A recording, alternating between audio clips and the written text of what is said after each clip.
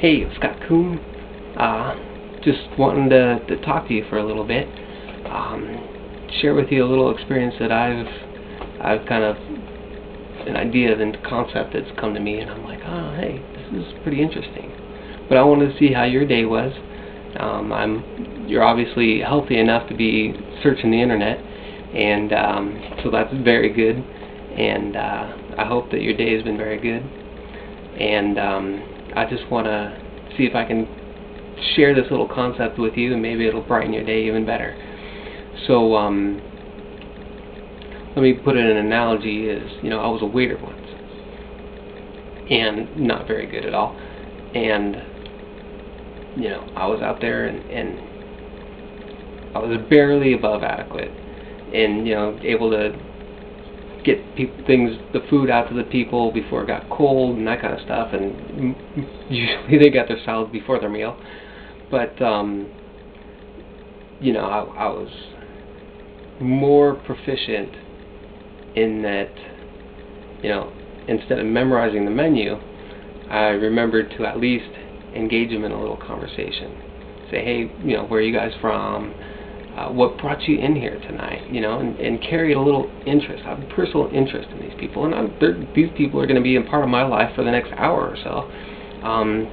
Invest a little bit into them, and I really noticed there was a big difference on the waitresses that I work with, on who had personal interest in people and who didn't.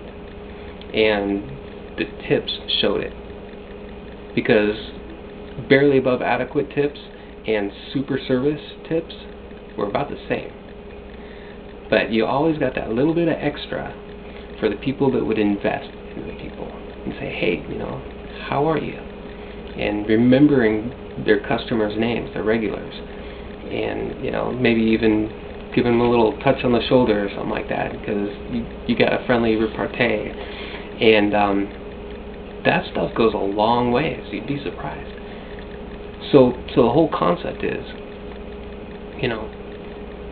superior service is a value to people, but it's where people really value as a personal touch is being poured out onto, and that's going to take you a lot farther in your world, in your walk, than concentrating and saying, this world would be great without the people. I can get my job done. When you're trapped into that kind of a mindset, you're never going to find the opportunities in life that are going to reward you successfully. And you're always going to be fighting against the one true thing that's going to bring you a lot of happiness, and that's people. And so I will talk to you guys later. I ask you to apply what you just taught.